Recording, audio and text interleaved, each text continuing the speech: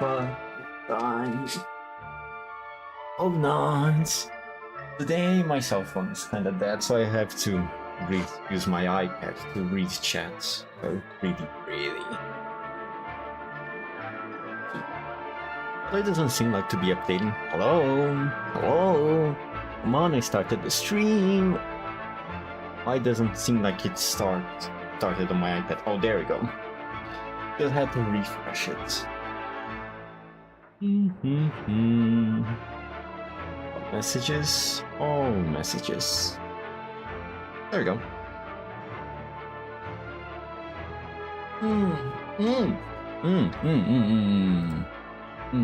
Wanted to say something.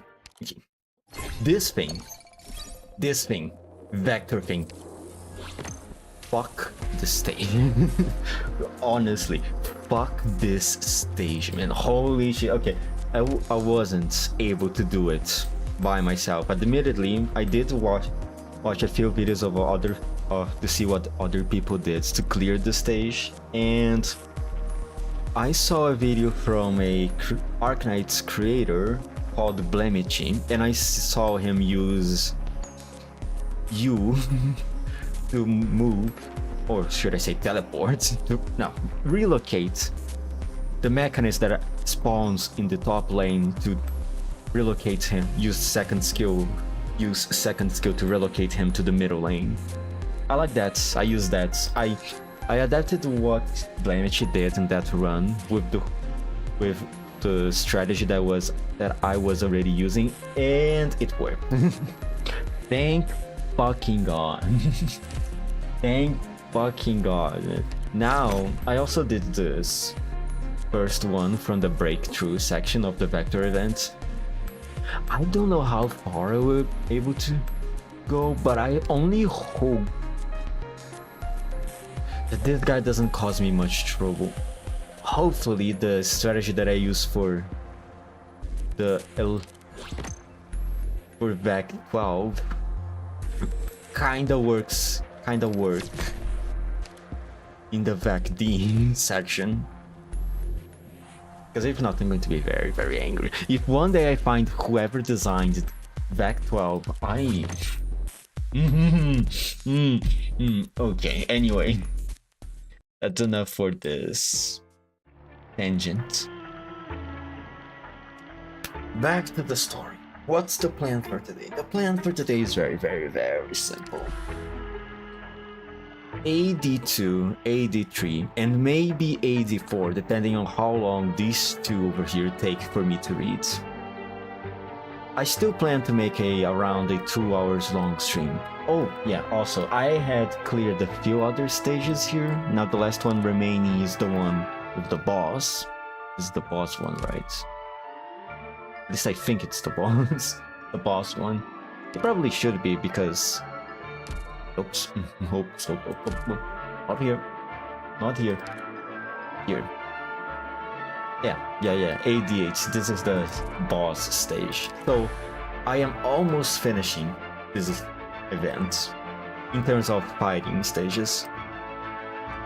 Do I have anything else to say? I don't think I do. Wait, let me check the audio one last time just to be sure. Okay, my mic seems alright.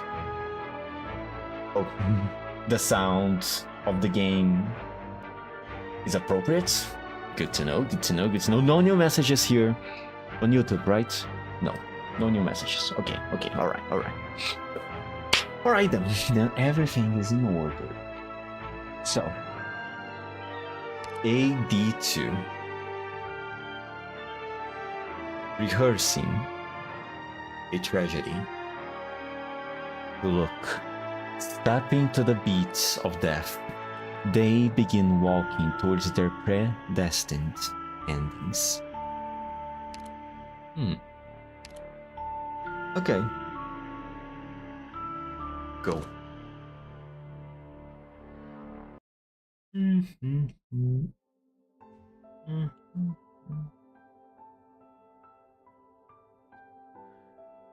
Forget your poor brother and elope with me, Lady DuPont. Come to your senses, Second Rockefeller. You heard the messenger. There is no Lady DuPont. That nobility, elegance, intelligence, everything you loved about me is but dust in the wind. I'm not worthy to be your wife. Not yours, nor your brother's. I would still love you, even without the DuPont name. It was your brother, the dead man, who had been using you all this time. You're an innocent victim in all this deception. Don't blame yourself. But... The reception hall is filled with guests.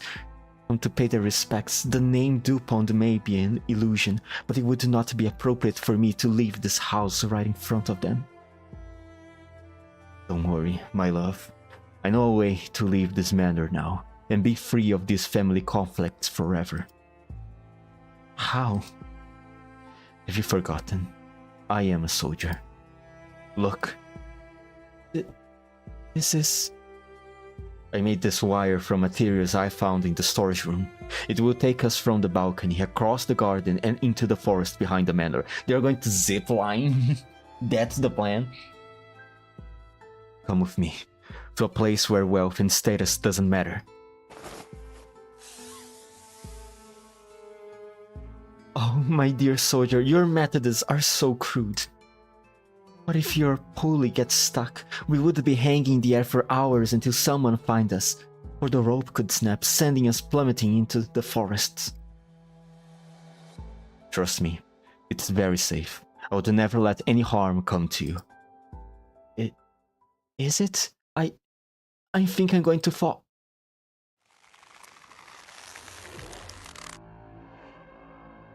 No. No. Hanging wires, pulleys, falling. Someone just fell. Call the ambulance. Now, there's blood everywhere. Don't just stand there, Shelly. She feels a chill run up her spine. She cannot move even her fingers. The sound of fraying cords pulls at her nerves. What on terror happened? An accident caused by an aging wire-wig? And the cause is closed, and the case is closed. Just like that? Someone died? No, the two accidents were not alike. Dalton died from a stab wound, while the actress from 5 years ago died from a fall.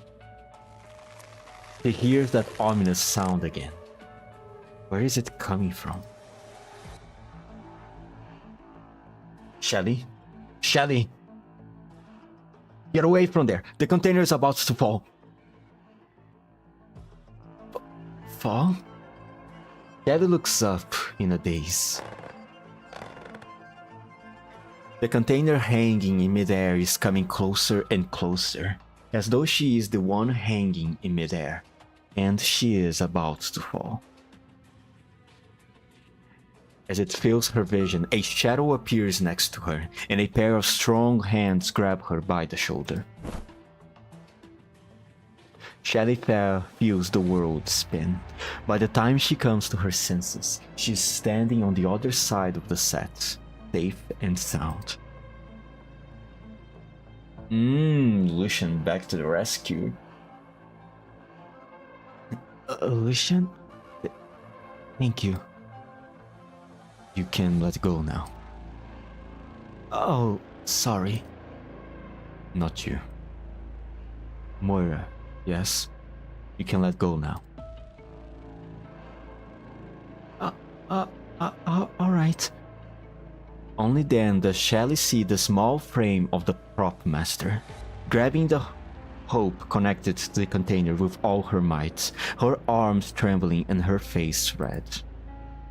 Only when Lucian repeats his words does she slowly release it. You're too on edge. It is my job as prop master. What happened? We should be asking you that. Sure, these containers are getting old and need to be checked to ensure the ropes don't get loose, but... Are you out of your mind? Not only did you interrupt the shoot by screaming out of nowhere, you didn't even budge when that thing was about to fall on you. Who could have been spooked you like that? Is this your first time seeing a wire rig or what? No. Seeing Melanie and Michael brought back memories of that fall 5 years ago. Take a break, Shelly. You're getting in the way of the shooting. Wonderful atmosphere. And the cat leaps over a prop box. And brushes against Theater Boy. Our assassin Theater Boy. No, I mean, I was just spooked by that mysterious black creature running around over there. Sorry, please continue.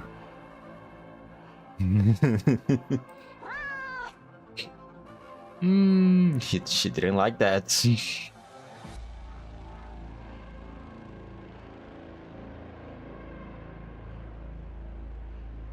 You know, Shelly is not half bad looking, but she's always so jumpy and it makes me uneasy. What the fuck was that? She's not half bad looking, okay? A shame the scene was interrupted. I was just getting to my role. Heading to your role? You ought to be thanking her for interrupting that take, because I was about to chew your head off. Your delivery, your posture, your expressions. We have been at this for 2 months and you show no sign of improvement. That rookie could act circles around you on his first day in front of a camera. I thought I told you to keep your private life off the set. It would seem Greta was wrong about you.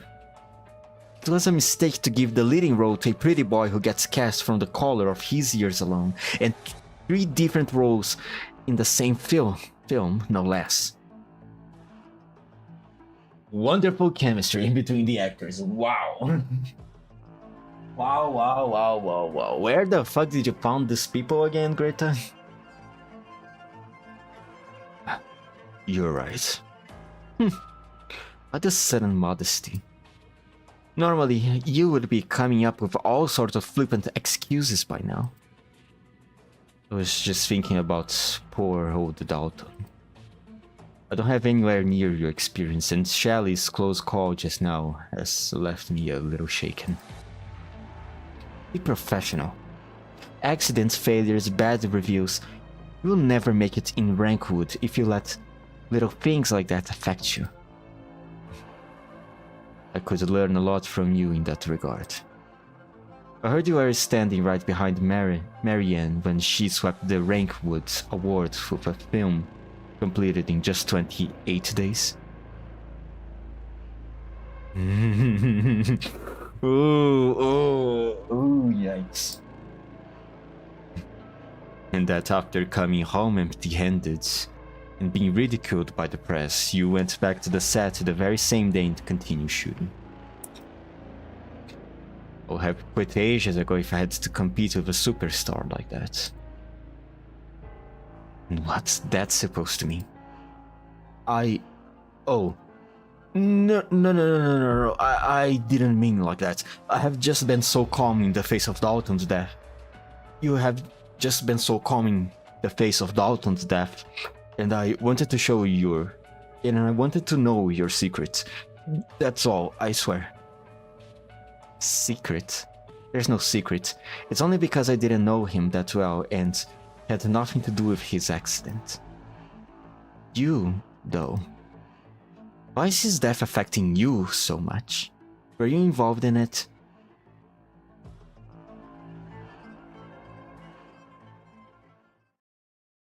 Wonderful atmosphere. Wonderful. Absolutely wonderful. Definitely. This movie is going to be awesome. This movie is going to be amazing. How are you feeling, Sharon? Could it all be a coincidence? Am I just imagining things? Did I say psychiatrist? You shouldn't use Miss Christine as an excuse. Who's there? She wasn't where you said she was, and wouldn't have run around in a way that would disturb you.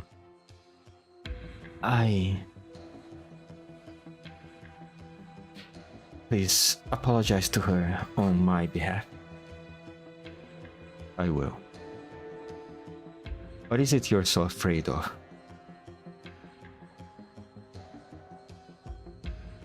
What I'm not afraid of after their accident on set 5 years ago.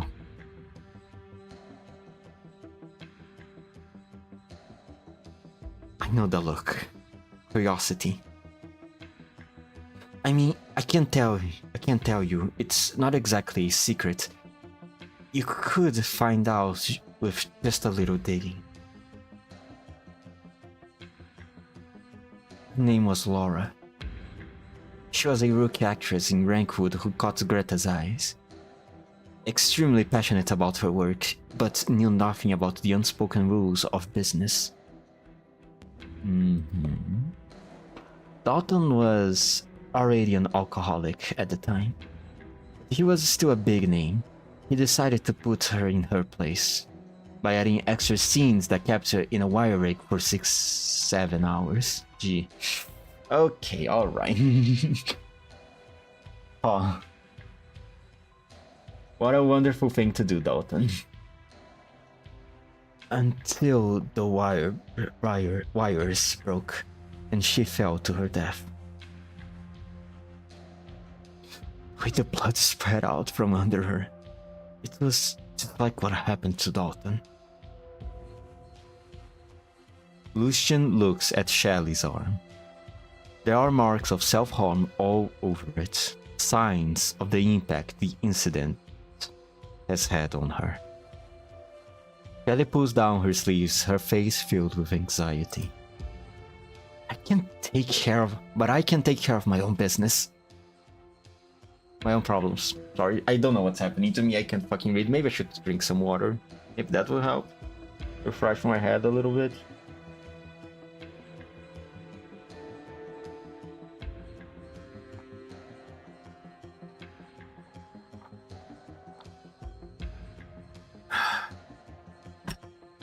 Alright. Wake up. Wake up. It's reading time. Come on. You're underestimating those problems.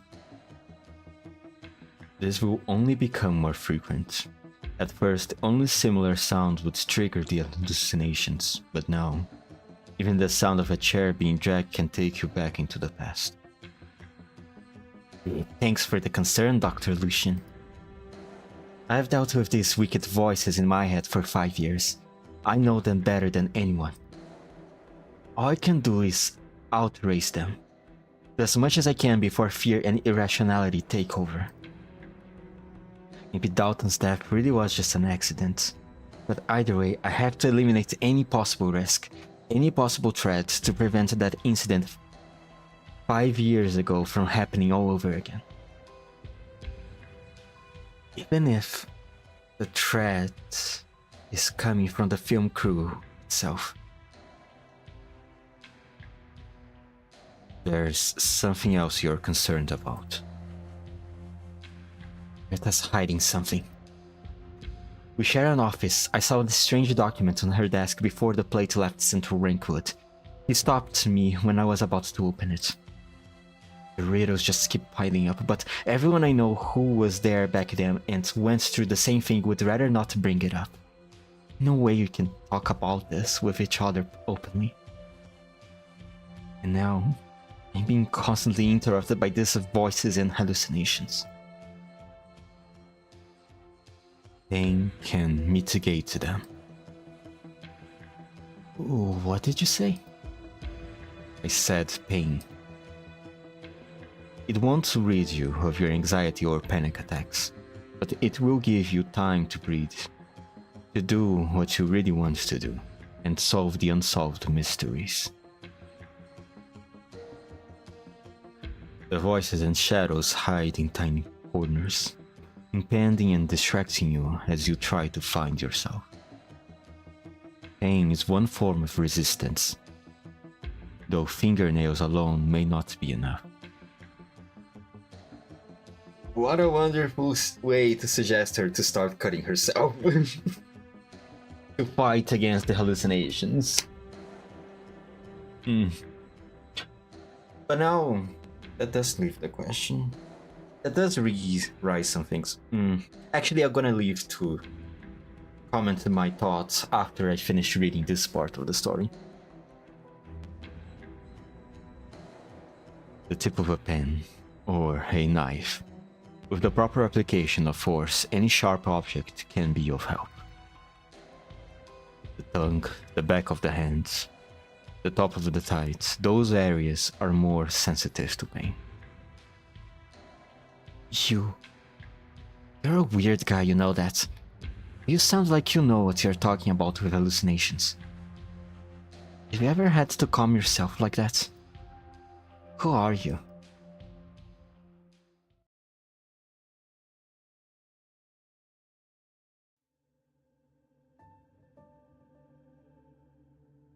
Pain is a form of mitigation. Strange whispers, strange sights. Except, unlike Shelley, the problem he faces is not the fear of these things, but the desire for them.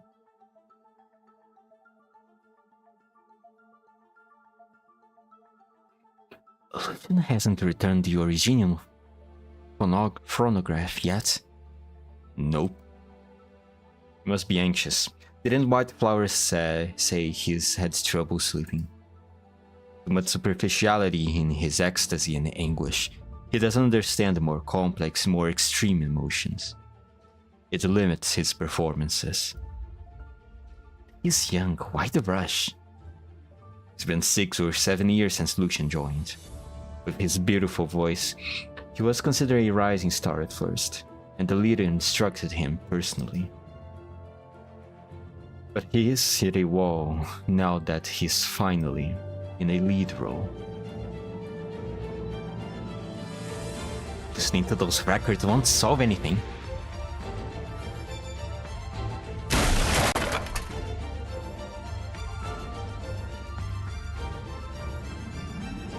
Emotions are an actor's weapons. The first step is to understand them. Master said your ecstasy and anguish are merely superficial. That imitation will only compromise your perception of more complex emotions. But how? Despair, true despair, will cost you what you hold most dear. Yet, at the same time, open a new door. You listen to the whispers you have never listened to. Witness everything you have never witnessed. And understand all the emotions that you never understood. You shall become drama itself, the mirror of all things. Like this.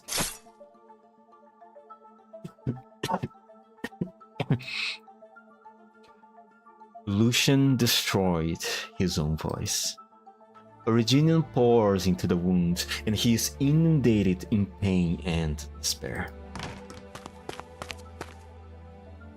Blood. Oh. It's alright, Lucian. I'm here.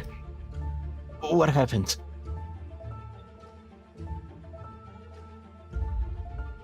So... this... You took this to yourself, Lucian. Do you remember my last performance, or rather, assassination? I failed. They called me a pathetic coward. I'm no longer a favorite son of the arts. I don't care about being isolated or scorned because my heart had already left the troupe after that performance. I stayed. Because we came from the same place. Because we are friends. You promised you wouldn't be like them. Master is right. No. I'm scared of this truth and of who you are now.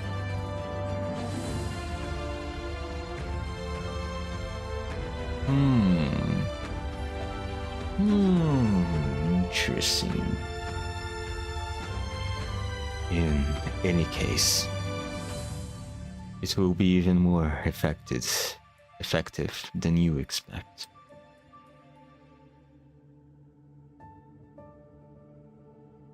I just hope I never need to use that trick of yours.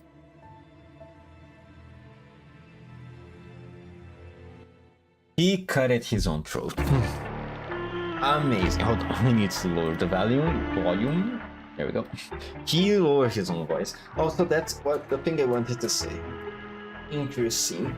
So the accident that happens 5 years ago, about the actress falling from the wires, it was somehow Dalton's fault on that, because he was the one who added extra scenes for her so she could stay in those wires, because he didn't like her. Maybe that's the reason why he became a drunkard, an alcoholic. I mean, could be that's the reason why. It's a form to try to help him process guilt, if he ever feel guilty over that. Which I think he probably does. I mean,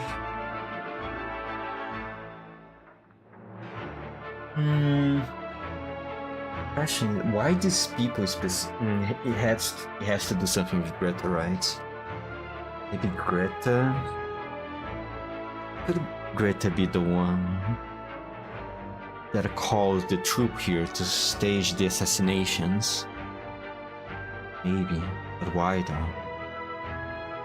Revenge for the actress from 5 years ago? I don't know. Well, only way to know is to keep reading. AD2. After. Go.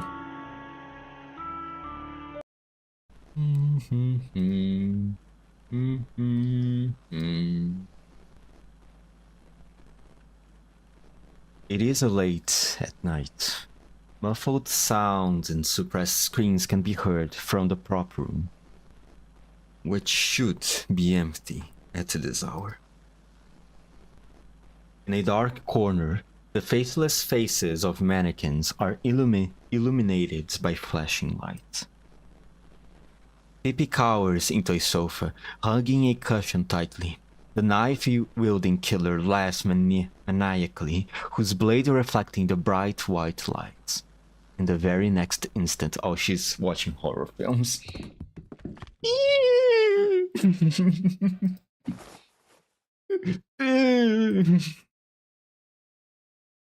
I'm not good at doing those sounds. God damn it, man. Classic. That one is one of my favorites. It may be a small budget production from 30 years ago, but it stands up perfectly well to today's films. Yeah, watching all her movies really does help let off steam.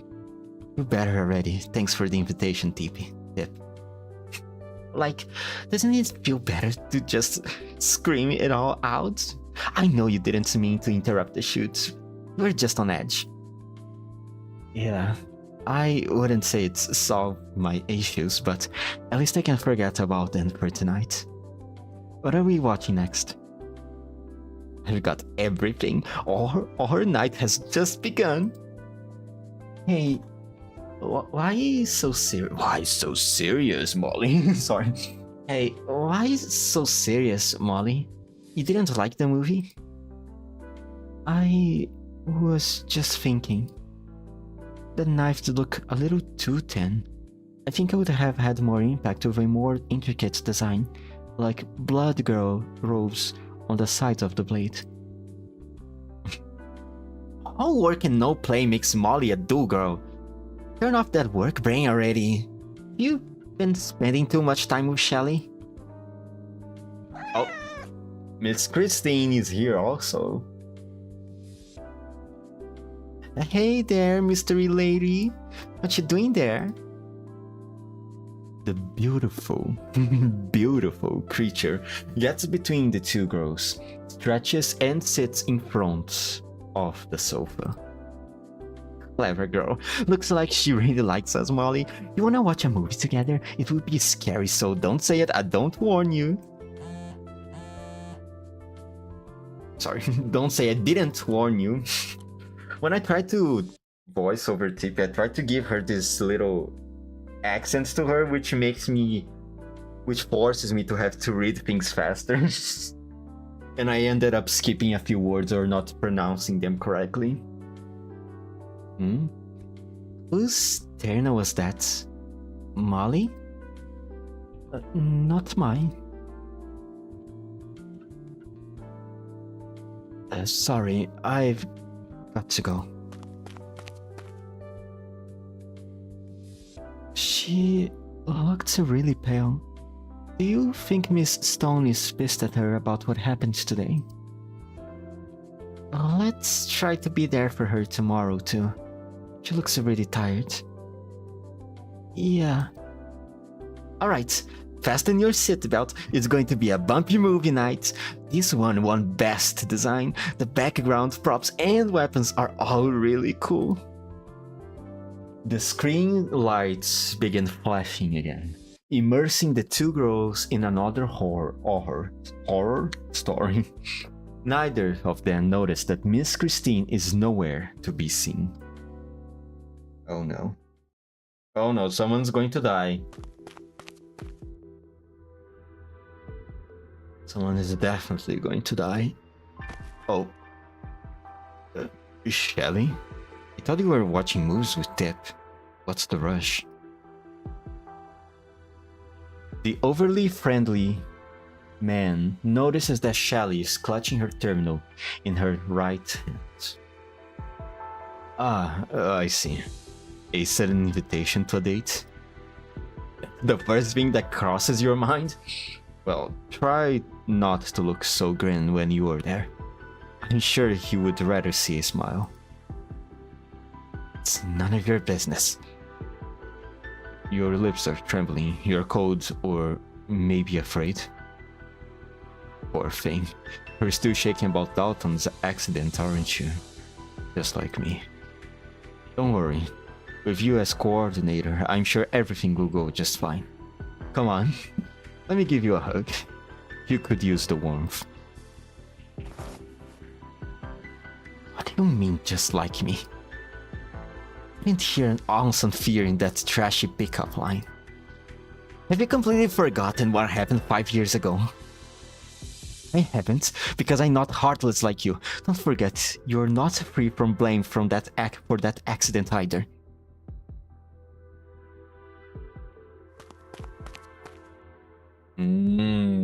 So he was there also, okay. The more... If everyone involved in the production of this film was, or at least most of the personnel here, was involved in the accident 5 years ago, then maybe I can see where the story is going. Because, okay, if that was the case, I can theorize that maybe Greta called the troop here for a assassination of all the people involved by the death of the actress as a form of revenge. Because it was stated that Greta took a special interest in that young actress. So that could mean maybe they had a form of closer relationship, either friends or something else. Yeah, that could be the case. I don't know. We still have to wait and see where. We still have to wait for the story to give us even more clues about things. The light abruptly turns on in the office on the second floor. On one desk, the papers are tidily filled away in folders, with hardly any sign of use. On the other, notices are scattered all over, covered in editing marks as though the writer is troubled by something. A tall figure searches around the desks, making not a single sound with his light, and nimble motions. Here. The shredder has been used recently. Lucian opens the waistband and picks up several strips of shredded paper that feel different from the others. Different from the printing paper normally used by the film crew. Plymouth University.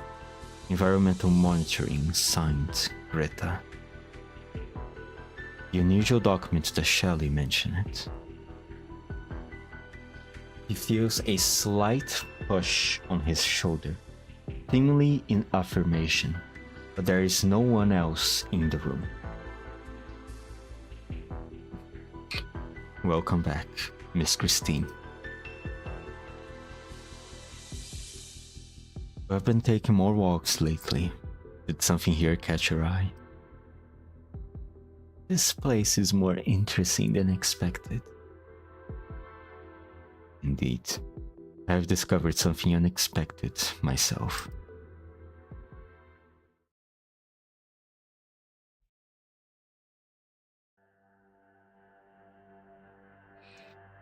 Don't overthink this, Shelley. We're only here to see who's playing the sick joke. All that number becoming invalid with your own eyes. It can't be. Shelley tries her best to calm down. The fear and anxiety she had briefly forgotten while watching the movie now takes over again. Go to the warehouse and atone for your sins. The terminal screen glows in the quiet warehouse, showing the name of the sender. A name that is familiar, yet impossible. Laura. Who's there? Oh, playing games. I know I'm not hearing things this time. What the hell do you want from me? What do you know? There is no answer. The darkness swallows out all sounds in the old warehouse. He hears the tiny buzzing of electricity. A light suddenly comes on above a distant shelf. As eerie as it is inciting, Shelley cannot help but walk towards it. Shelley. Laura? Is that you? Once again, Shelley starts trembling.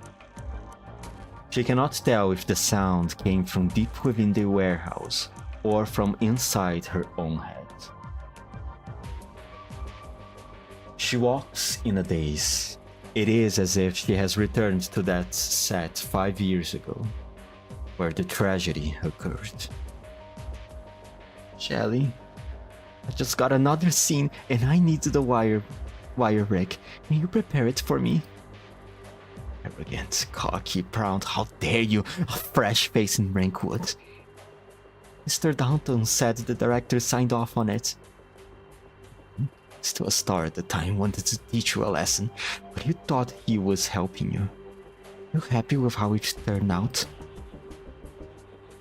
Is he not here yet? I spent hours up in this rig.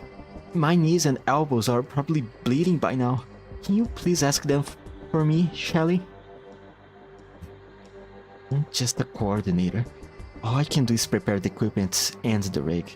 Make sure they are safe.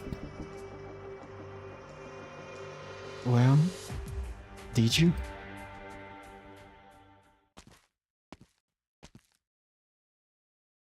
Shelley arrives before the shelf. The light shines upon a black dust bag. She knows what's inside. Don't open it, Shelley. Don't.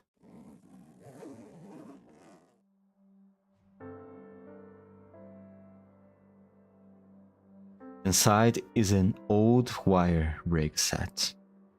The hook and tether are badly worn. and the harness is frayed. There are dark spots on the black cloth. Laura's blood. No, you can't possibly know. Just an hallucination. You can't be alive, right? Pain. I brought a pen. How pathetic.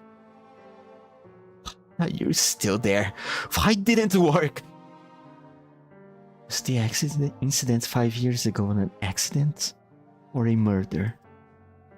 Accident. It was an accident. It was a tragedy accident. A tragic accident that only happened because Dalton held a grudge against you.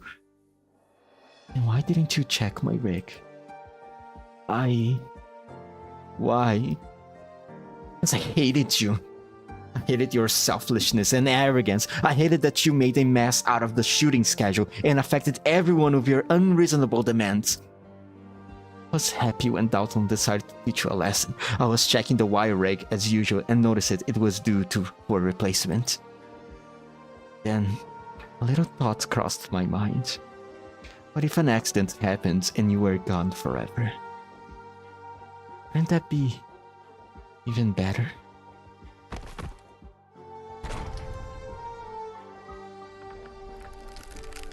Still in a trance, a hand pushes Shelley over.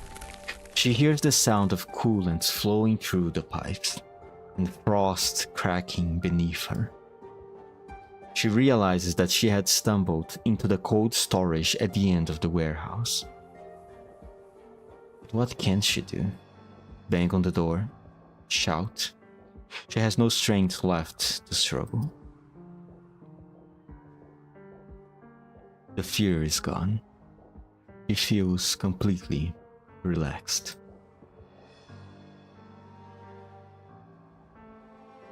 Death has answered all her questions.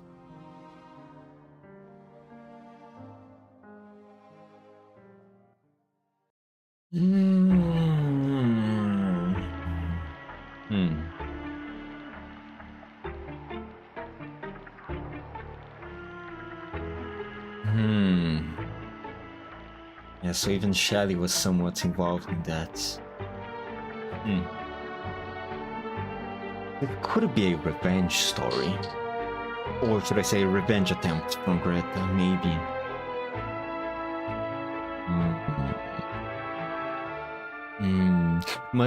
But was indeed everyone there responsible for it?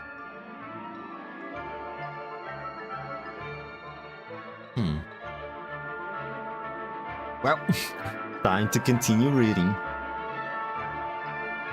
AD3 Dramatique. Select a suitable crisis and admire the characters as they wallow within. Their restlessness, their desperate struggles. How could you not be fascinated by it?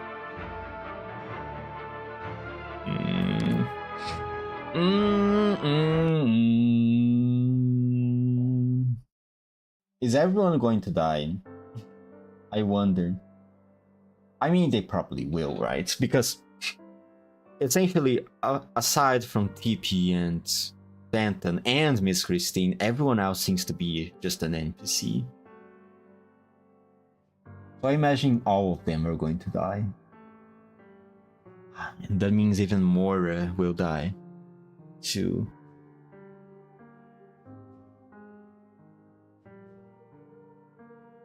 Shelley is dead. What? First Dalton, now Shelley? What's going on here? He said Shelley's dead. What's with that though? Anyway, thanks for coming to inform us that another accident occurred. We are shocked too. Wow, it's very convincing. Last person she met before she died was Michael. Don't make baseless accusations, Tip. She was watching movies with you and Moira. I heard all about it. Exactly. She was with us, but left partway through after she got a message. Molly and I didn't ask, and we didn't go with her. But maybe we should have. Which is why we need to find out exactly what happened. So I asked around and someone saw her with you at the studio near the warehouse. Just bumped into her. She looked distracted. I thought she must have been feeling guilty about interrupting the shoot, so I offered to comfort her. How was I supposed to know she would take her own life? Comforts her? In an empty studio? Just the two of you? Oh, come on, babe. You know you're the only girl for me. Doesn't sound very convincing either. Just shut up already. So, did you really kill Shelly?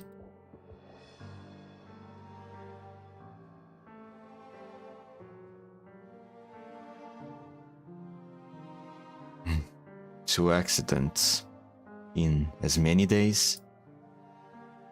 It's not just accidents, fatalities. Of all the film crews in Rankwood, how would I end up with this one? It's my rotten luck. Oh, come on.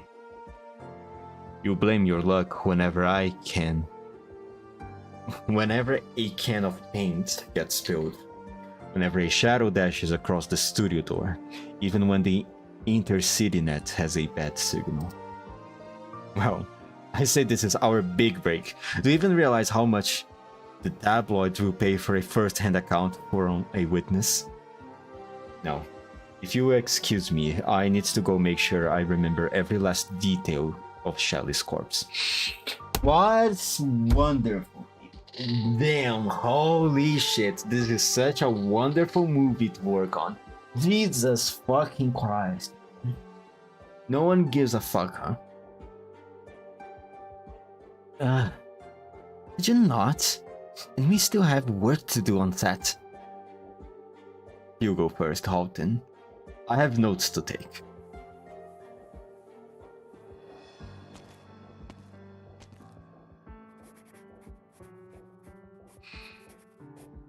Abner said Shelly's been out of sorts for a while now. Did the shock of Dalton's death drive her to suicide? Sounds plausible, but it's not much of a story. If there's more to it than meets the eye, then I wouldn't have to worry about rent for half a year. Should I be holding up mics just to make ends meet? Huh? And the medical team said she died of hypothermia? Then what with all these wounds on her left palm? Yikes, that's creepy. You did some kind of occult ritual? Not a ritual, but a sign of a struggle against herself. Struggle? Isn't everyone saying she walked into the cold storage from stress? Could there really be a dark secret to this? Whoa, Lucian, where do you come from? I didn't hear you at all. I suggested that she fight her hallucinations with pain. She had been hearing echoes of the past, but wanted to finish her work and bring this movie to a satisfactory conclusion. She wouldn't have taken her own life out of despair. Self-inflicted wounds on her hands are proof of that. This time, however, the pain was not enough for her to escape. That stubborn, neurotic and paranoid Shelly actually listened to you? Now that's hard to believe. But it sounds like you knew her well, Lucian. Not especially.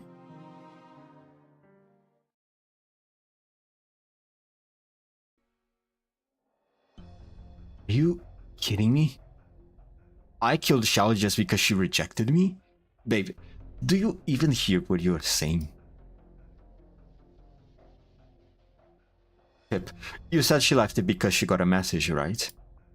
I noticed her holding her terminal too, so whoever sent that message must have killed her, right? And You're saying it wasn't you? I would also like an explanation, Michael. The terminal was damaged by the code, making it impossible to retrieve the logs, but everyone on the film crew was given the same company-issued model. There shouldn't be anyone but crew members on the contacts list. And what's that supposed to prove, detective? It could just as well be Greta or Melanie. They sure weren't happy with how she interrupted the shooting that day. Maybe one of them decided to give her a piece of her mind. Shelly and Greta are glued at the hip when working, giving them plenty of opportunities to deal with anything unexpected. Oh my god, I can't fucking read what's happening to me. And Melanie is a stickler for the rules and etiquette of the industry. She always respects the crew schedule and would never disturb a coworker when they are off the clock. The only clue we have is that she was with you right before she died. Look, I don't know who sent her that message either, okay? I just ran into her at the studio. That hour, wouldn't you normally be drinking with the girls from the arts team or in Marion's room? Aren't you usually busiest at night? So why did you go back to the filming area, Michael? Oh, my lovely little birdie. Are you jealous that you haven't had the chance to drink with me yet? Oh my fucking god, this guy. This fucking guy. Why? Alright. Well, you have plenty of chances once you grow up. So you came to the studio for whatever unknown reason where you can run into Shelly, who had left the prop room to meet someone else. If all you did was offer them a few words of comfort, why didn't you give me a straight answer? Did you really have nothing to do with her death?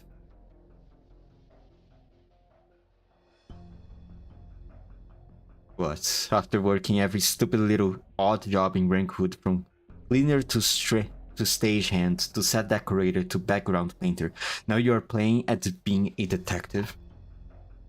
Or then shall you become a honorary member of your little sisterhoods with Moira after watching a single horror flick together? Give me a break. How many times has she yelled at you for those scribbles you call work? You're hardly friends. I don't see why you're coming after me now. You think there's a culprit behind every accident? Maybe all those movies have rotted your brain. In the 2 months I have known Shelly, she almost never smiled or praised anyone's work. Sure, I got more criticism than anyone. I had to put in a lot of overtime to make a background where we were both happy with. But I have also seen the joy on her face when she was checking the film at the end of each day. She could catch all the obscure movie references I snuck into my backgrounds.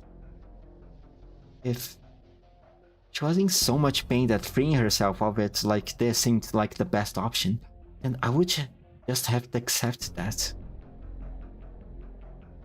But if someone else was messing with her feelings and taking away her chance to enjoy the movie she loved so much, then I will never forgive them.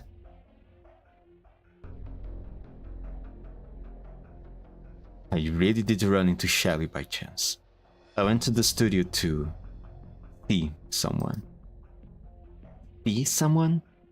Can anyone corroborate that? It was me. Oh, Moira. Molly? Michael came to see me last night.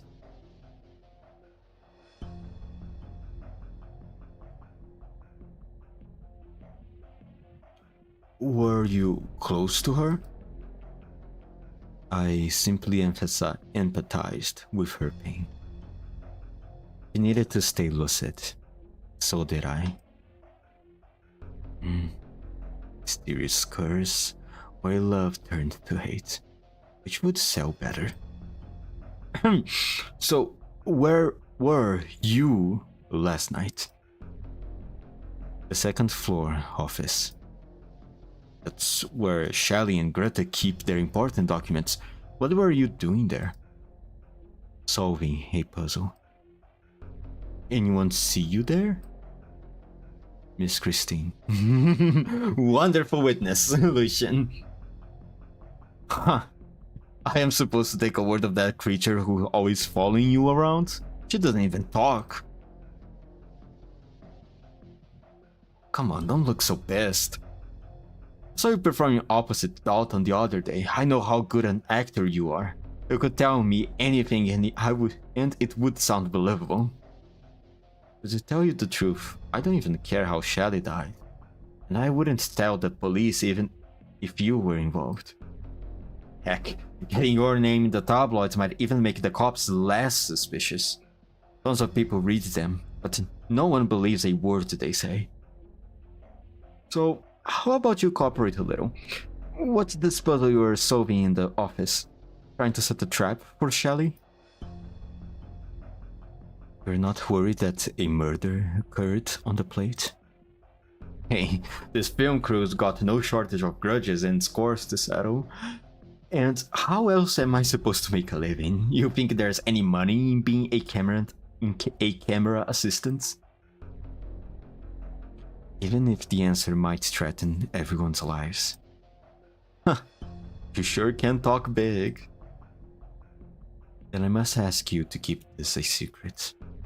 Of course, the tabloids will pay good money for it, so why would I give away my own golden ticket? Lucian leans towards the camera assistant and whispers the hidden truth in his ear. The look in the assistant's eyes turned from excitement to terror. What? The Forte's scream echoes through the warehouse. His notebook and pen fall to the ground. The other staff, still cleaning up the scene, look at the two of them disapprovingly, but only for a moment until the terrifying message reaches their ears. A catastrophe is about to hit the plate. Oh, it keeps getting better, doesn't it? The whole situation just keeps getting better and better, doesn't it? Now we have an assassin around, trying to settle scores with people from incidents of the past, and the catastrophe is approaching. Wonderful. Truly wonderful. Ah, man. Bruh. Bruh. Oh fuck, I kinda lost count. Was that the before or after? 83. Fuck. No, wait, let me think. It was after. Sorry, no. It was the before, right? Fuck. Let me just check. 83 after. Okay. Yeah. This is the continuation. Miss Stone, is it true we are heading straight towards a catastrophe? Even if we are outside of town, shouldn't we be getting warnings from Rankwood's intercity net? Why haven't we gotten anything on our terminals? So, all those times I lost signal were just my bad luck. Someone sabotaged our comms. Enough with the baseless speculation. Baseless? On a few strips of paper in your office, when you put them together, they form a catastrophe forecast from Trymount University and a storyboard. Signed by you, Greta Stone. What are you planning? Let me see that. No one told me about any of these new scenes. Aren't I supposed to be a director of photography? And why do we need to set up cameras at the edge of the flight? There aren't any sets out there. Wait, I get it. What the fuck, Greta? You planned all this. Why did you hide it from us? Oh, the plot thickens. Oh, this Hmm. Oh, they are trying to collect data from the catastrophe, aren't they? I think, maybe. But who? Columbia? It has to be Columbia, right? Hmm. Wait. Okay, so that actually throws my theory of Grit taking revenge on these people a bit out of the window. She has other motives. Oh, that could also explains why she was so insistent on keeping filming even after Dalton's death. Wait, but then if that's her motivation, and if she has nothing to do with the presence of the troop within this place, then what the fuck is the troop doing here? If they are here at all. But I do think they are here because Lucian did say that he felt their presence here. Oh wait, did I raise the volume? How's the volume? I need to keep remembering to lower it and increase it. Calm down, Abinir. Maybe she just didn't have time to update you on the new schedule in the chaos following Shelly's death. Defending this lunatic? He wants to get the plate close to a catastrophe to film it, putting all of our lives at risk. The furious cameraman smashes his equipment to the ground. I've had enough of this shit. I'm leaving this place now. As impulsive as ever, Abnir. You persuasive, coming from a goddamn lunatic. How much of your own money did you put into this to make up for the box office losses of that movie 5 years ago? You're counting on this one for your comeback of all those failed investments. So if this film flops, you're gonna use Dalton and Shelly's accidents too, the same way you used that girl who fell to her death. I'm down, Abinir. I see you have been closely following my career, but what about yours? How many films have you worked on in the last 3 years? This is the first, isn't it? Sloppy, short-tempered, unprofessional. Camera equipment is expensive. What other film crew would even give you a chance? You wouldn't even make it as a freelance event photographer.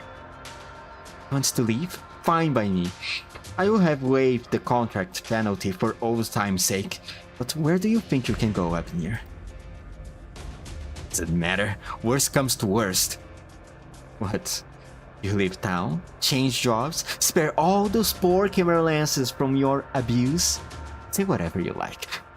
Wear as many orbs as you want. If that's really how you feel, why are you even here?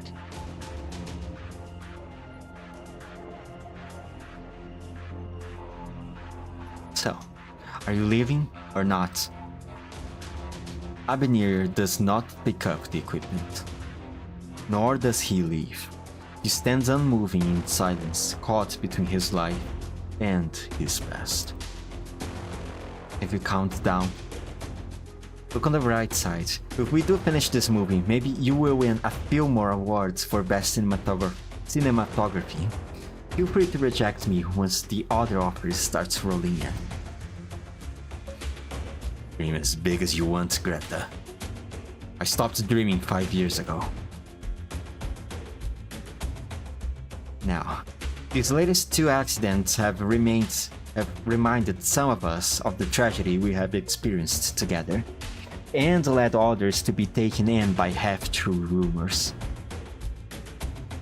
So I would like to take this chance to lay everything out on the table, for the sake of our cooperation on the rest of this project. Most of the crew here also worked with me 5 years ago, when an unfortunate accident occurred due to aging equipment. A young actress, Laura, was killed. Feel free to look up the police reports. Everything is out in the open. I have nothing to hide. But the only connection that incident has to my decision to film a catastrophe is that it taught me a lesson. What we lack is not skill, it's courage. Of course, by no means have I disregarded your safety. Before our plate departed Central Rankwood, I visited expert catastrophologists, that's a word, at Trymount University. I obtained a detailed report and tested the data in the plate's navigational system multiple times. The studio plate will keep a safe distance from the catastrophe. Access to the emergency escape land boats will remain unrestricted. Any staff member who feels their life is in danger may use them at your own discretion.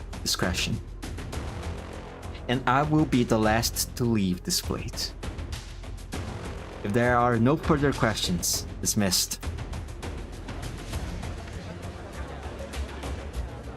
Not you. Stay. Oh, she wanted to learn who told him that. Miss Stone, I want to apologize for telling everyone. No need to be anxious. I just wanted to know how you got the documents. Like I said, I did it myself. Don't lie to me. You have no talent for it, and I have no time. I obliged to protect the identity of my informant. Disturbing the peace of the studio is a violation of the 2nd and 5th clauses of your contract. Would you like to see the outcome of that reflected in your bank account? But there are exceptions made under exceptional circumstances. It was Lucian. This fucking guy, no spine at all, god fucking damn it. Well, not that it matters that much, to be honest. I mean, let's be real, what Lucian has to fear about this woman, huh? What's she gonna do? Going to damage his reputation so that he can get any other jobs as an actor? She's a fucking assassin woman. He has nothing to fear. And even if you try to use brute force against him, I don't think you can do anything against him either. He's not just an assassin, he's a very skilled one at that. And a Rhodes Island operator.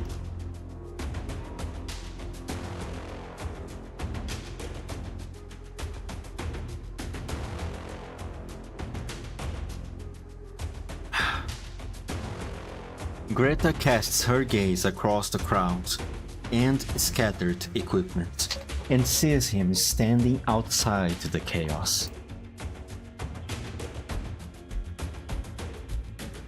The feline receives Greta's cold gaze unperturbed and gives her a nod.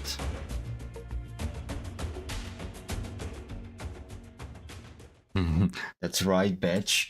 That's fucking right, bitch. You said Michael came to see you last night? Yeah. But we kept going after Shelly left, didn't we? We watched a Yanis Jiangxi movie next. Wait. To think of it, you didn't leave the room for a little while. Michael sent me a message on my terminal. He said he was waiting for me in the studio because he had some important questions. I'm sorry. I shouldn't have left in the middle of our movie night. Please, don't be mad. I am mad, alright? Pippi. I ain't mad you didn't ask me to come with you. Huh? What if Michael tried to assault you? That sleazebag wouldn't know morals or self-restraint if they hit him in the face. Or what if he was frustrated about the shooting getting interrupted and wanted to take it out on you? You're like a magnet for bullies. Hey, I don't bully girls. I just fuck them. Yeah, right. You're an asshole, even to Marion. Never mind other girls. Even the kid sees right through you. I wanted to ask you to come, but you said I had to come alone. I've been in a few film crews. I could guess it was some kind of prank. But I didn't want you to get caught up in it too. Molly, I have been in Rankwood way longer than you have. And I know way more jobs. Next time you meet someone like that, just tell me, and I will help you think of a way to get back at them. Alright. Well, what now, detective? With Moira's testimony, can I take it I have been cleared of my suspicion? Maybe it really was a coincidence that he ran into Shelley. We saw how she was when she left last night. Like, she wasn't all there, right? Yeah, maybe she was at her limit. But thank you for the testimony on my behalf, Moira. I know it took courage. After all, Deep might be even more protective of you than your actual sister. Speaking of which, is she still working as an actress? If she is as cute as you, do you think you could give me her number? Maybe I could help her land a role or two. Seriously? Even after getting accused of murder? Come on, babe. I'm just trying to lighten the mood. Whatever. Don't change the subject. You still haven't told me why we're looking for Moira. Yeah, I wanna know too.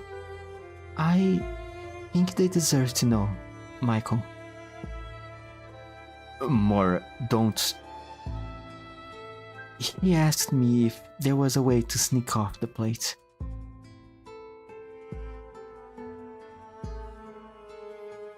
Now that I think about it, Moira's sister... We don't get much information from her sister. And okay, I have a bit of a theory. Okay, cooking up in my head. What if, let's just say, what if Moira's sister was Laura, the actress who died 5 years ago, and that she, Moira, is the reason why the troop is here. She was the one who called them here. That could explain why the troop is here.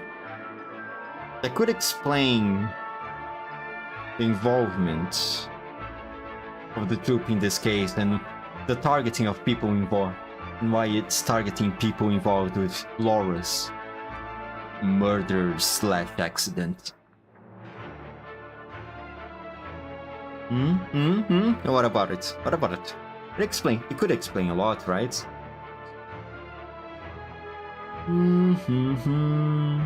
Wait, for how long have I... Oh, just 1 hour, okay. Yeah, damn, those were short, alright. Then I think I can do AD4 today. Maybe even the 2 of these. Alright. AD4. An absurd morning. Absurd? No. Do not give your evaluation so hastily. This play is yet incomplete. Death shall grant the characters new life. Someone else is going to die. Someone else is going to die. You know, the good thing about having a story where so many characters are getting killed is that I don't need to keep remembering all their voices because they just get removed from the story. Which kind of alleviates a little bit on my job of voicing them over. But that doesn't mean I support murder, okay? That doesn't mean I support the murder of characters, okay? I think the writer should only kill characters when it's absolutely necessary and it helps to move on the story. Anyway, let's go.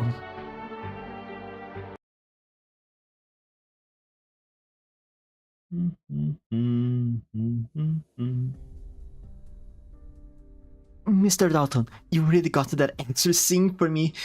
Is it a wire stunt to boot? How did you get Director Quaid to agree so easily when she wouldn't budge when I asked him?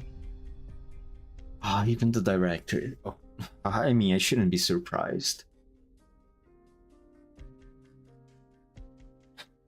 Greta personally recruited me as a lead actor. Steven wouldn't dare turn down my requests. This is my first time in a wire rig.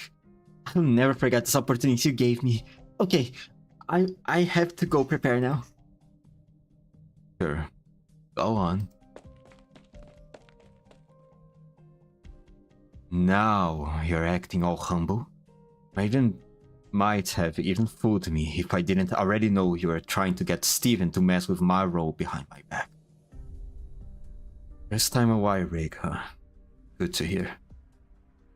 Rookies should know their places. Now you will be a good sport and take it, right? Even if you are left hanging for hours.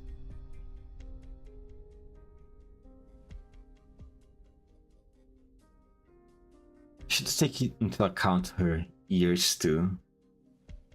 Her silhouette. She seems to be a peril by those ears. It's more a peril. I don't really remember now. Should have paid more attention. Kelly, I just got another scene and I need the wire rig. Can you prepare it for me? No. I know you're passionate about acting, but how many extra scenes is this now? Even realize how much you have screwed with the schedule I made for the entire crew? Do you feel even an ounce of guilt, princess? I'm not changing the entire schedule again because of you. This crew doesn't revolve around you. I'm sorry, Shelley. I'm not trying to increase your workload, honest, but Mr. Dalton said the director signed off on it. Dalton did? Alright then. Thanks, Shelley. It's just telling me how you have no respect for your seniors in the field. No way he did this out of pure kindness. The wire rig, huh?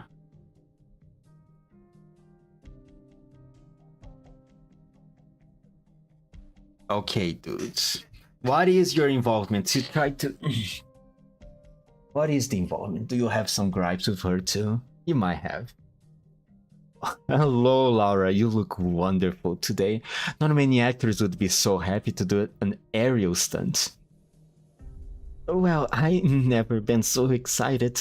This scene will be the only one in the movie that belongs entirely to me. I wanted to knock it off the ballpark. Well, aren't you just adorable? Try not to get hurt though. And if you're tired, you can always come find me in my room. I'll be there all night. Oh, Marion, have you come to touch up Michael's makeup?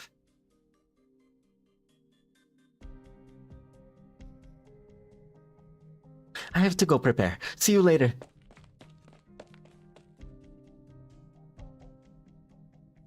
See you in hell, bitch. Jesus. Don't be so angry with me, Mary. Look away for one moment and you're flirting with another woman. Are you tired of me already? Jesus. Why are you still together? I don't understand. Why are you two still together?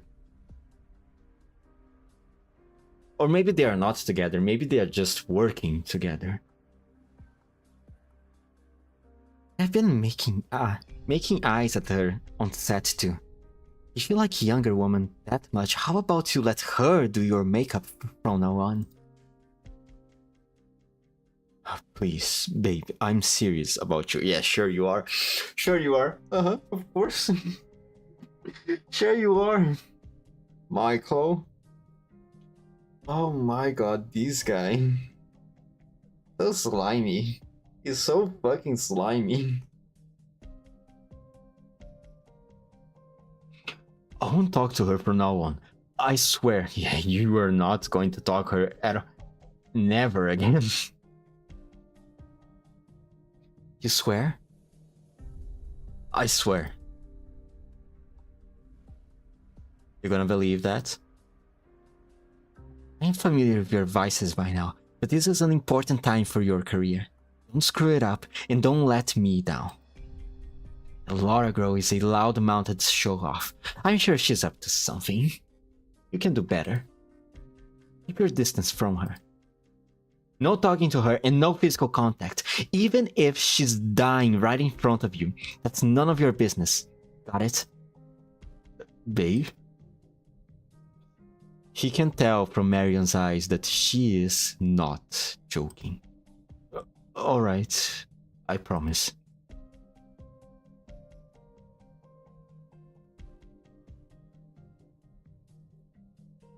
Even if she's dying. Oh, so he saw her. He saw Laura hanging but didn't help her. It's still not my turn? Oh, what's going on? There's something on Mr. Dalton's end, and everyone's on the set gone over.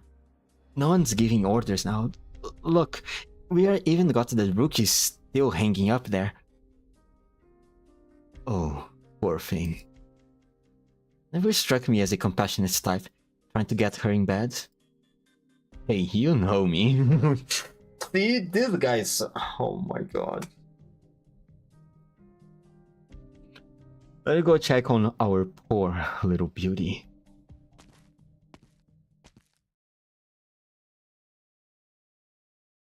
I promised Mari this morning that I wouldn't approach her, but...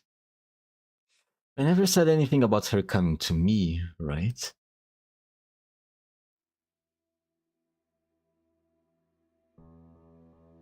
Michael looks up and sees Laura's slender frame hanging in midair.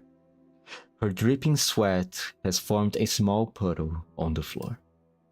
She's tired, but her eyes remain strong, stinging Michael's frivolous heart. The wire rig is creaking. From experience, Michael can tell there is something wrong with it. However, all the better for me, yeah? She'll call for help when she realizes something's not right.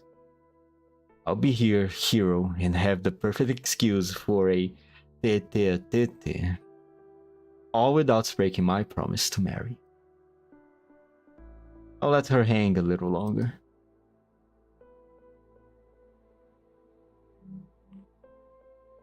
Why aren't you calling for help, Laura? I'm right here, you know. In hours, and the rope's sounding increasingly off. Where did this equipment even come from? How could it be so ancient? Is that a crack around the belt? He has to have noticed that. No, I have to tell her. I have to... He walks forward, stepping in the puddle of sweat. The heat of the limelight is causing Laura to become dehydrated. Michael will never understand her determination, her passion. It is as though she is denying everything he is. Michael turns around to find Marion standing in the far corner, gazing at him and the exhausted actress with cold eyes. Even if she's dying right in front of you, that's none of your business. Got it? Michael strokes his orange ears and stops in his tracks. Well, it really is none of my business if she chooses to suffer. That's your first lesson, Laura. Never be too serious. Always put yourself first, even if you have to hurt others. That's the most important thing.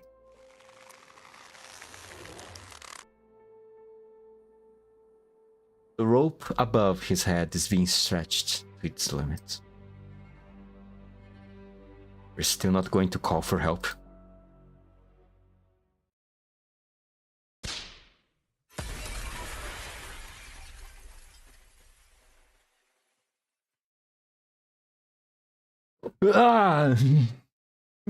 Michael? What's going on? What were you thinking about? Came with you to the makeup room for an explanation, not to watch you melt down. What did Moira mean when she said you wanted to leave the plate? We have to get out of here, babe.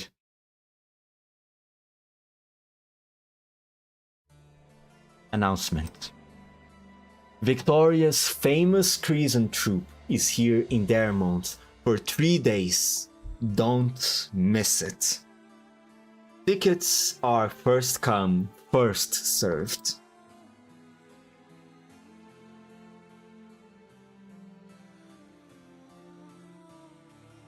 Oh, it's Castlevania boy again. What was the voice I gave him again? I don't really remember. Maybe something like this.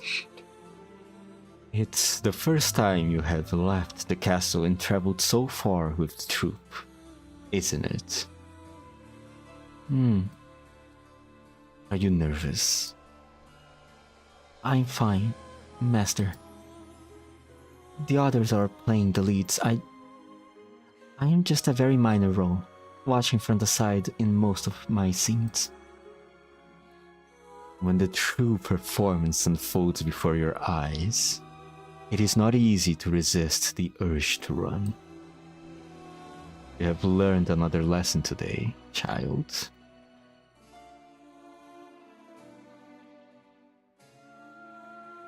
Police statement on the Dermont case.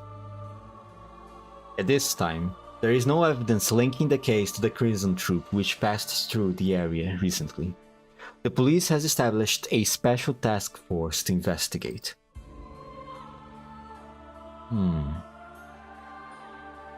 A spire in Lupukarn, Lithuanian.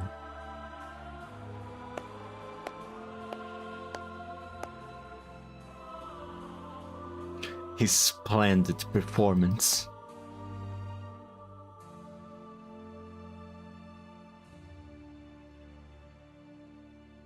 And finally made a breakthrough after your first performance as the lead.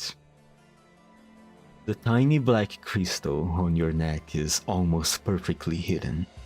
The audience sees only the glamorous star, not the infected approaching death one step at a time.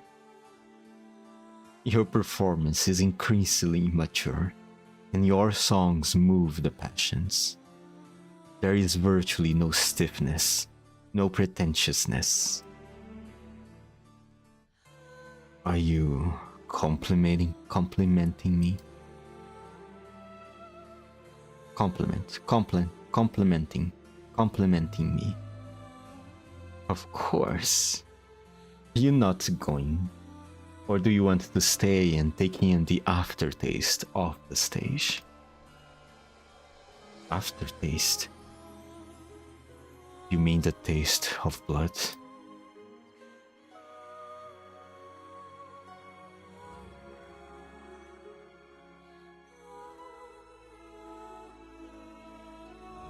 Excuse me, mister. Please let me through. I want to go home. I think the Crimson Troop can take her in. Take her in? She doesn't know that her home is gone. She doesn't know that some of the people before her still have her family's blood on them. This is what we would call a fateful encounter, is it not? As it was with you and the troop. Perhaps you should teach her yourself. Teach her how to blend in, how to embrace a new life, how to walk the path that you have. The show goes on, even once we have left the stage. You remember what I said. Yes, there is no drama like life. The aesthetics of destiny are never bound by any medium.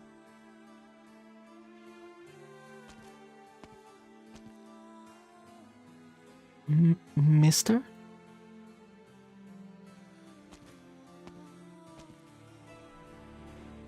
What do you think, Lucian?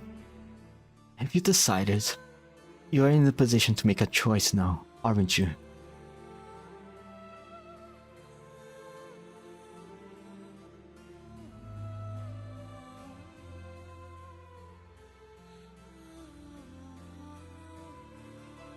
Are you awake?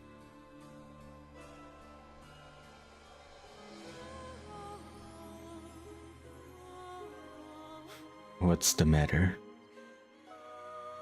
Bitterness of obsession. Your emotions. What is that face? What is that face? What the fuck is that face? Freaky ass cat. A challenge to the palate. I wouldn't say that. But your flashbacks have become increasingly frequent since we came to this plate.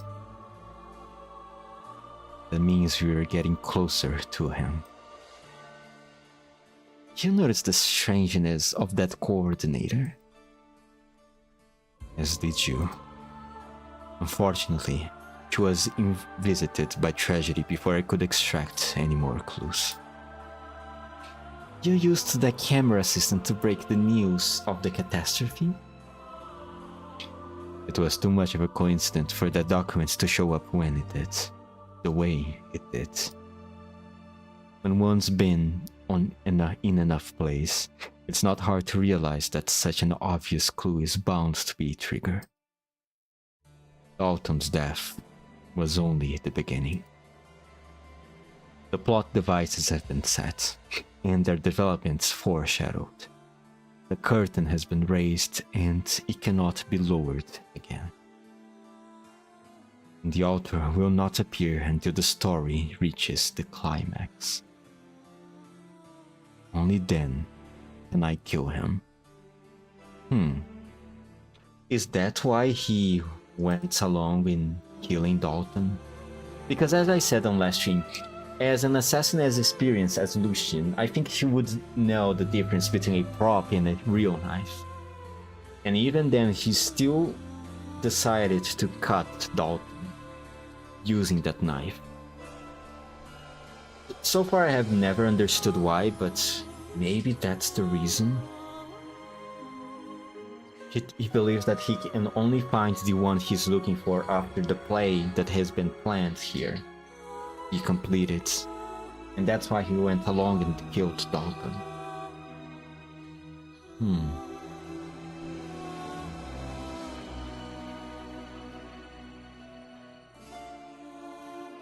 I mean, it could be an explanation.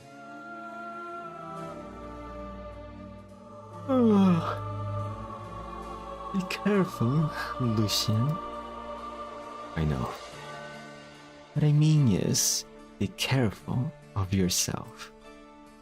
As I said, your emotions are filled with the bitterness of obsession. It's a dangerous thing.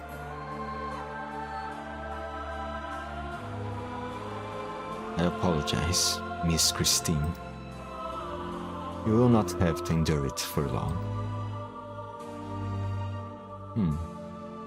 What exactly is the bond between Fenton and Miss Christine? How did they meet and what exactly is Miss Christine? I should try to read her documents whenever I have the chance.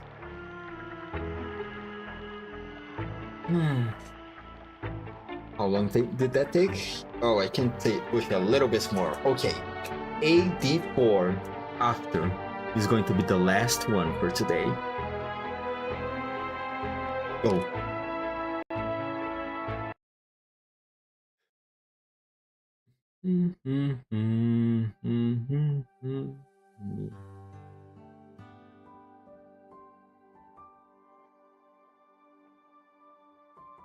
Last night wasn't the first time Michael's come along looking for you, was it? You haven't been in Rankwood for so long, and you're certainly not the type who would have meddled with something so far outside the scope of your duties if he hadn't been pestering you.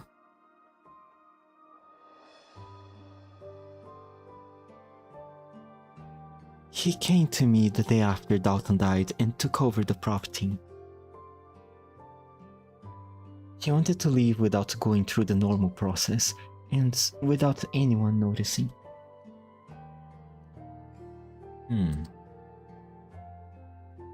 Without, like, telling Miss Stone or going through the contract cancellation and exit procedures?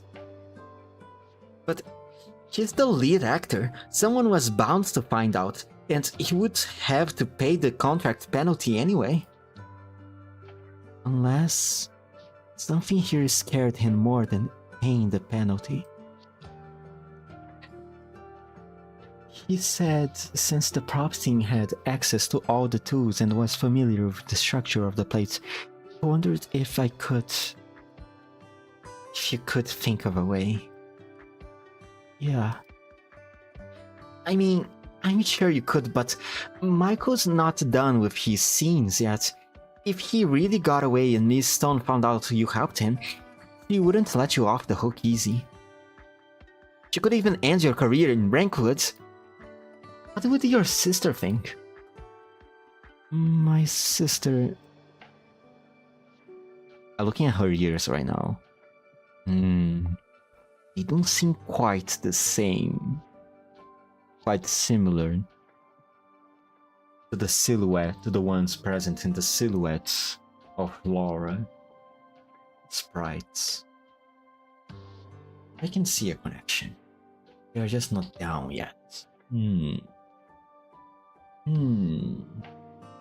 Didn't you say the rest of your family was against you coming to Rankwood, and she's the only one who cheered you on? You have to make it, and not just to prove your family wrong. I just don't want to disappoint my sister. I want her to be happy for me. So don't be mad, Tip. Please? Just mad that you are hiding stuff from me. I know you would never agree to Michael's demand. You just didn't know how to refuse him. I can help you with that. Alright, Tip. I have never seen you so angry. Should we watch a movie together? Sure.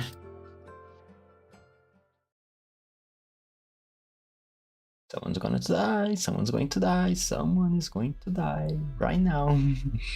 And I bet it's going to be these two. You want to sneak off the plate with me? Yeah, babe. After we spend some quality time here, sorry, we can go and pack up right away. Even if that prop girl really does find a way for you to circumvent the exit procedures, do you expect to avoid the penalty for breaching your contract? Shooting isn't over yet, and you know Greta, she would make you pay an arm and a leg. Who cares about some stupid contract? There's a killer on the loose. Dalton's dead, Shelly's dead. How long do you think it will be before you and I are next? We both watched and did nothing when Laura died 5 years ago. Either the killer is her lover, her dad, or some self-righteous vigilante. It's clearly after everyone who was involved. He wants us to repent and pay for what we did. I can take you away with this awful place, babe. We have our whole future ahead of us. How romantic of you. But since when was your love bent so deep? What? So even when you were winking at Melanie and flirting with Anna from stage design and Mila from logistics, you're telling me you were seriously thinking about spending the rest of your life with me? Does that matter right now? Of course it does. I'm not going, Michael. And neither are you. You know how hard it is to get you a lead role in one of Greta's films? And not just one, but 3 at once. Play this right and you'll be a bona fide Rankwood movie star. Will be another chance. Look at me, Michael. Your costume is the death. Your costume in The Death of Lady DuPont is even more exquisite and eye-catching than Melanie's, the title character.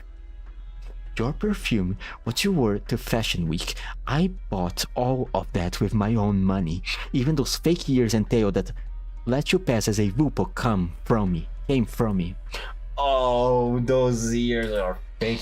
Wait, then what race is him? Without me, the public will find out that this Michael product suddenly doesn't seem to shine anymore. We've been together for 5 years. Oh, so they are still together. Why the fuck are you two still together? If you don't trust him that much, why the fuck are you still with him? I don't get it. Is it money? Is it one of the situations where you invested already too much to just let it go at this point? Is this what's happening here? Because I don't get it. What the fuck is your mentality here, woman? I don't understand. I don't understand. Maybe the old hag was right. You are a dumb blonde. Jesus Christ. 5 years. 5 fucking years. I gave up everything for you. I spent so much of my savings and I'm not getting any younger. Can't afford to wait for another chance. Oh, yeah, she invested too much on it to let it go. I see. That's what's happening. I love you, Michael. Well, don't let me down. You love me? How? I don't understand. We're glad when Melanie publicly revealed our relationship the day Dalton died, weren't you? To everyone else, I am the trouble-making playboy, while you're the poor, suffering girlfriend who gave everything only to get nothing in return but mockery. How very sympathetic, huh? And what part of that is a lie? You said it yourself. You're just investing in a product. Investment costs money.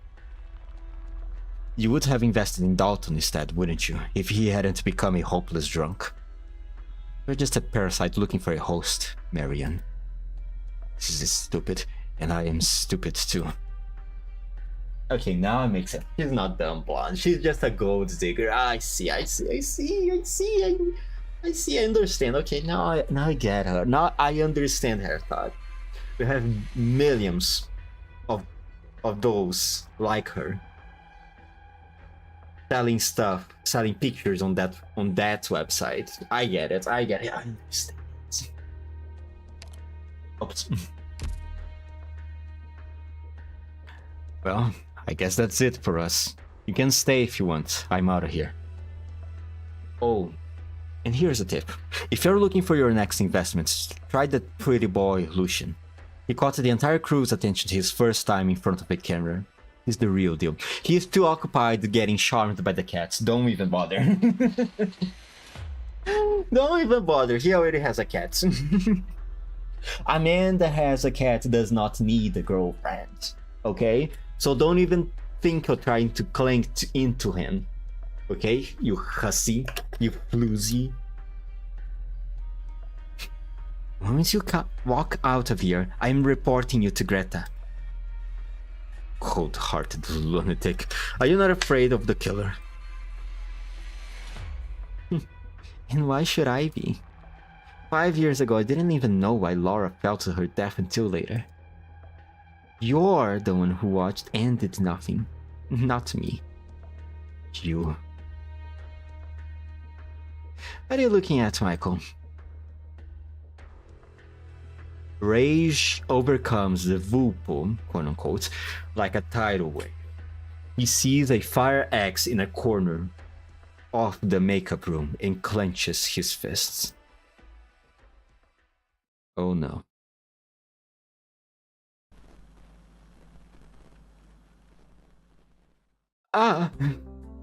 Why would they go down into the power deck? Surely there were mannequins all over the surface, but there had to have been a better plan, right, Molly? I agree. There's nowhere to run from the ref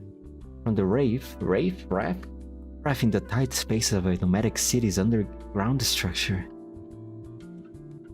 In the end, it found them one by one and hung them from the ducts to wait a slow death in the endless darkness. Went to one of the cast's interviews and they said it was inspired by the rituals of certain Colombian wasteland tribes. Something about atonement and judgment. Well, how they got there was kinda dumb, but I did like the segment in the power deck. Why? because it was all shot on location. Rumor has it that they ran out of cash and so they snuck into another film studio plate and finished the shooting there. Exciting, right? Wait, but I have seen this movie in theaters. Why don't I remember any of these scenes? Because we are watching a copy of the original reel that was sent to the ratings agencies. How did you even get your hands on something like that? It's like a basic skill for a true horror fan. She stole it. She stole it 100%. You're hiding something, Pip. You know so much about the industry and all of the ins and outs of Rankwood. How does a background painter get so much insider knowledge? How can you do this to me, Molly? I share my super secret treasure with you, hoping to make you happy, and all I get is an interrogation? Sorry, that was cringe. I apologize. Hey, look, it's my job, okay? If I want to try to voice over these characters, I need to try to do my best. Even if my best ends up being cringy. Oh, don't cry. I won't ask anymore, alright? Let's just focus on the movie. So, stop looking away from the screen. You noticed. Sorry, there's just been so much going on with the film crew lately. I'm a little nervous. Don't worry, I'm here for you, girl.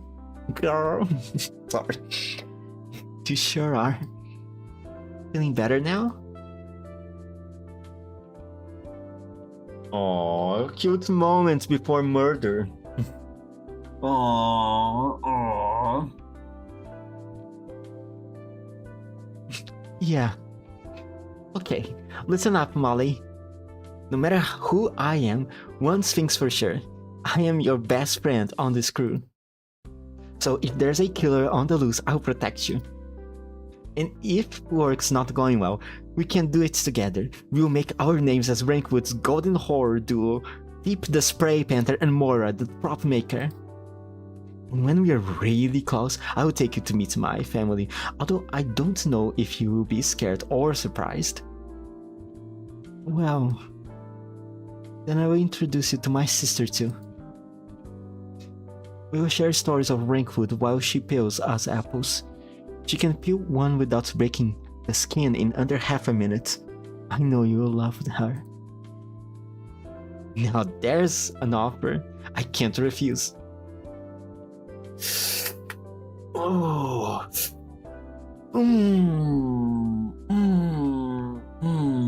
This is going to hurt so much. If Mora is indeed the killer, this is going to be so painful. For TP, I mean. The old TV lights up both the darkened room and their faces. Terrifying sounds echo throughout, but take nothing away from their smiles. They cuddle up against one another, fighting their fear with a much more familiar fear, and dreaming with the future of their budding friendship. It is a rare, quiet evening until someone died.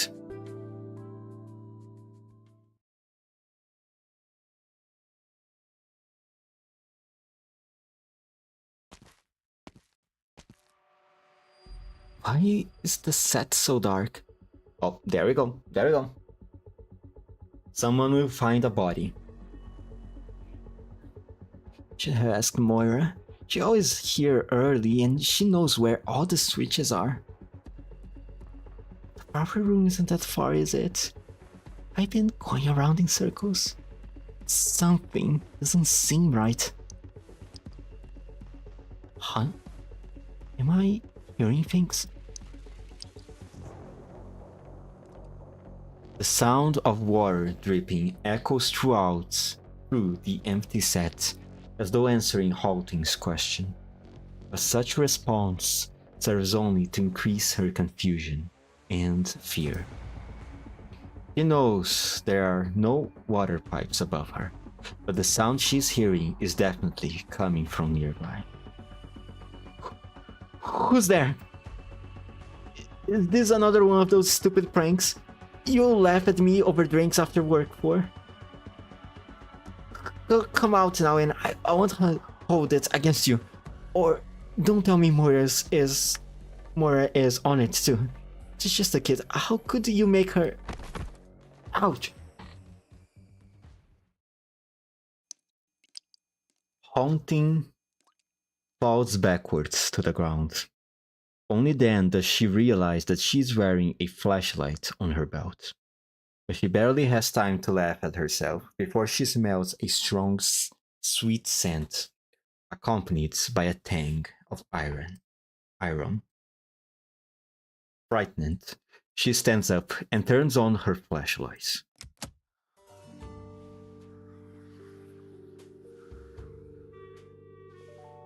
Oh.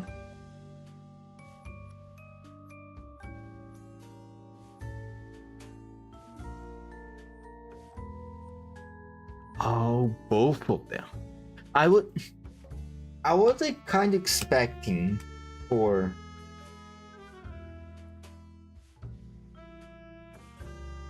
I was expecting Michael to kill Marion, but no, they are both dead. Also, there's no way this is an accident. To have them hang up like that and both of them died with those weapons stabbed onto their bodies. Jesus Christ. A breeze sways the ropes. Hanging down from them are two familiar and strangely quiet figures. The two lovers, Michael and Marion, subject of much of the crew's gossip, have met their deaths with their backs against each other. Through the faint light, Halting sees their faces, their expressions, the way they sway through the air, and the dancing specks of dust. It is indescribably eerie, and somehow sacred. She remembers what Tipi said when she joined one of her movie sessions.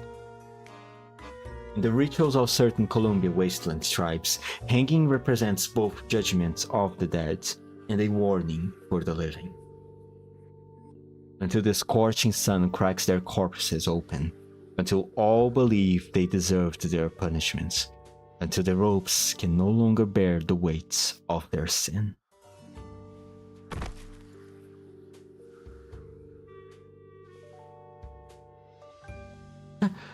Help! Somebody! Anybody! The unluck stagehand runs outside. As she does, a thought flashes through her mind. What an absurd morning.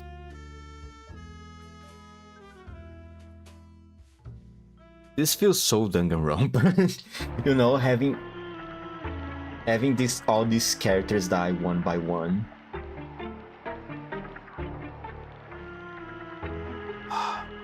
Now that I think more about it, it does feel very Danganronpa.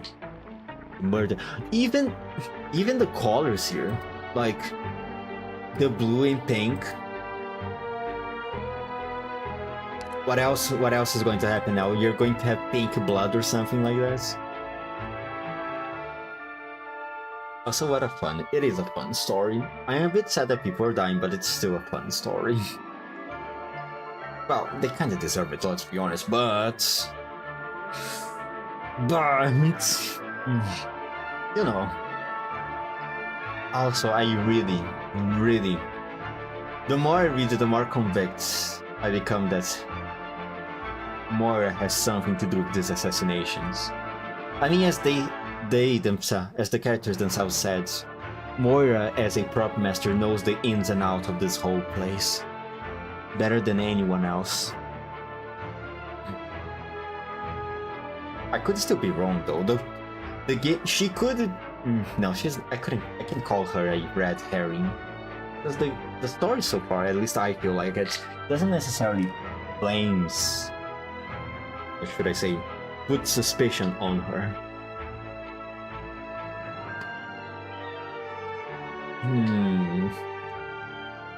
The story could still do a completely 180 and prove me wrong. That who's responsible for this murder is someone completely different or even unrelated to it all. Yeah. Oh, I wonder what the fuck is... What's her name? What the fuck is the producer going to do now? I mean, the lead actor died. Is she going to plan to replace Michael with Lucian now? Is that what's going to happen? Also, so far I have not heard what is the involvement of the Hag actress with the accident/murder of Laura 5 years ago. I'm sure we are going to get to that soon, very, very soon. Also,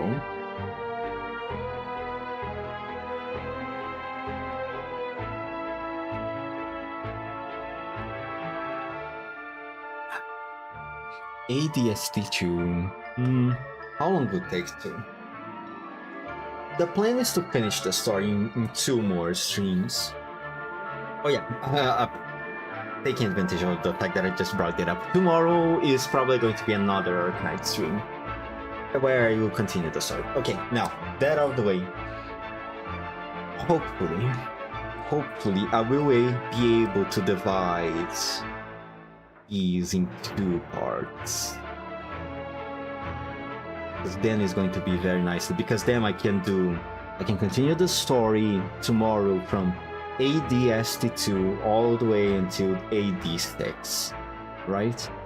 And then after tomorrow, I can then finish the story by reading AD7 and ADST3, which I imagine it has to have one here, right? Usually does have one extra story stage, just to put a nice little bow on the story. So that's... I think it could work, maybe. It all depends on how long they are. If they... even if they keep following the pattern with AD3 and AD4, perhaps I can do this. Yeah, perhaps I can finish the story in 2 more turns. If not... Now I need to finish the story in 2 more turns. Means... Am I going to have to do a longer stream tomorrow?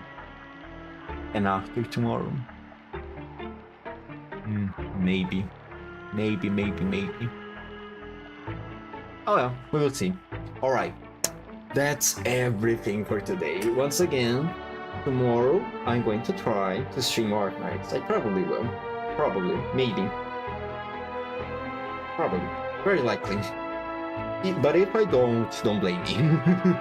Alright, 5, 4, 3, 2, 1. Bye.